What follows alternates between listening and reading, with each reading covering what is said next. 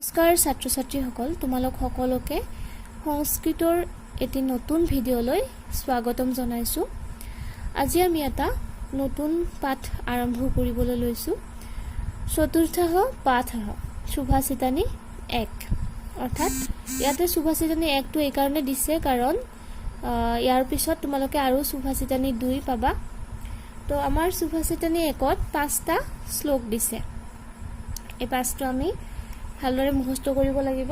পৰীক্ষাত এনেকে 1 নম্বৰ শ্লোকটো বা প্ৰথম শ্লোকটো বা দ্বিতীয় শ্লোকটো এনেকে লিখিব আহিব। সেইবাবে ইয়াৰে বানানবোৰ ভালদৰে চাবা আৰু তোমালোকে কিতাপবোৰ উলাই লোৱা। ভিডিঅ'টো যেতিয়াই চোৱা কিতাপবোৰ উলাই ল'বা আৰু মই উচ্চাৰণ যিবোৰ কৰোঁ সেইবোৰ মোৰ মুখে মুখে মাতি যাবা। প্ৰথম শ্লোকটো গাইছোঁ। প্ৰথম উচ্চাৰণবোৰ চাই লোৱা এবাৰ। পৃথিব্যাং ত্ৰীণি ৰত্নানি জলমন্নং সুভাষিতম মুদৈ পাষাণখণ্ডেষু ৰত্নসংজ্ঞা বিধীয়তে। এইটো এবাৰ সুৰত গাওঁ। পৃথিব্যাং ত্ৰীণি ৰত্নানি জলমন্নং সুভাষিতম মুদৈ পাষাণখণ্ডেষু ৰত্নসংজ্ঞা বিধীয়তে। আকৌ এবাৰ গাওঁ দেই। পৃথিব্যাং ত্ৰীণি ৰত্নানি জলমন্নং সুভাষিতম মুদৈ পাষাণখণ্ডেষু ৰত্নসংজ্ঞা বিধীয়তে। এইটো ধুনীয়াকৈ মনত ৰাখিবা। এতিয়া মই অসমীয়াখিনি অলপমান কৈ দিছোঁ।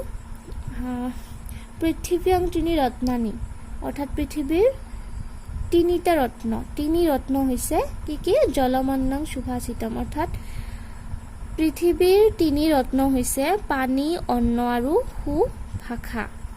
মুদৈ পাষাণখণ্ডেষু ৰত্নসংজ্ঞা বিধীয়তে। মূৰ্খসকলে শৈলখণ্ডত ৰত্নৰ সংজ্ঞা বিচাৰে, অৰ্থাৎ ৰত্ন বুলি ভাবে।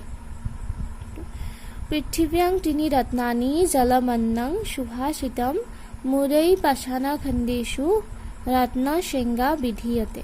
পৃথিৱীৰ 3 ৰত্ন হৈছে পানী, অন্ন আৰু সুভাষা। সুভাষা মানে হৈছে ভাল ভাষা। মূৰ্খসকলে শৈলখণ্ডত ৰত্নৰ সংজ্ঞা বিচাৰে। হ'ব, প্ৰথমটো মনত থাকিবনে? এবাৰ দ্বিতীয় শ্লোক থাকি কওঁ, উচ্চাৰণবোৰ চোৱা। প্ৰদোষে দীপকশ্চন্দ্ৰঃ প্ৰভাতে দীপকো ৰবিঃ ত্ৰৈলোক্যে দীপকো ধৰ্মঃ সুপুত্ৰঃ কুলদীপকঃ। এইটো যে আমি সুৰত গাওঁ এনেকুৱা হ'ব।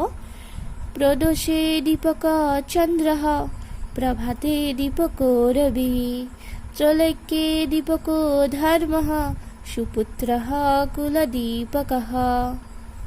আকৌ এবাৰ শুনিবা দেই। প্ৰদোষে দীপকশ্চন্দ্ৰঃ প্ৰভাতে দীপকো ৰবিঃ ত্ৰৈলোক্যে দীপকো ধৰ্মঃ সুপুত্ৰঃ কুলদীপকঃ।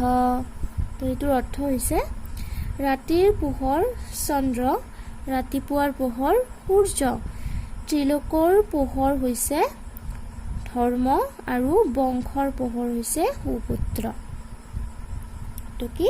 প্ৰদোষে দীপকশ্চন্দ্ৰঃ ৰাতিৰ পোহৰ চন্দ্ৰ, প্ৰভাতে দীপক ৰবি ৰাতিপুৱাৰ পোহৰ সূৰ্য, ত্ৰৈলোক্যে দীপকো ধৰ্মঃ ত্ৰিলোকৰ পোহৰ হৈছে ধৰ্ম, সুপুত্ৰঃ কুলদীপকঃ আৰু বংশৰ পোহৰ হৈছে সুপুত্ৰ। এবাৰ মই এই দুটা ভাষীৰে সংস্কৃতখিনি আকৌ এবাৰ মাতি যাওঁ, তোমালোকে মন দিবা। পৃথিব্যাং ত্ৰীণি ৰত্নানি জলমন্নং সুভাষিতম মুদৈ পাষাণখণ্ডেষু ৰত্নসংজ্ঞা বিধীয়তে। প্ৰদোষে দীপকশ্চন্দ্ৰঃ প্ৰভাতে দীপকো ৰবিঃ ত্ৰৈলোক্যে দীপকো ধৰ্মঃ সুপুত্ৰঃ কুলদীপকঃ। হ'বনে? আজিলৈ এই দুটাই ধুনীয়াকৈ মুখস্থ কৰিবা। অহা ক্লাছত আমি ইয়াৰ পিছৰখিনি আলোচনা কৰিম, পিছৰখিনি মাতিম। তো তোমালোকৰ হোমৱৰ্ক হৈছে ভিডিঅ'বোৰ ধুনীয়াকৈ চোৱা, উচ্চাৰণবোৰ মুখস্থ কৰা, অৰ্থাৎ মনত ৰখা আৰু শ্লোকবোৰ মুখস্থ কৰা। হ'ব? তো আজিলৈ এইখিনিয়ে। নমস্কাৰ।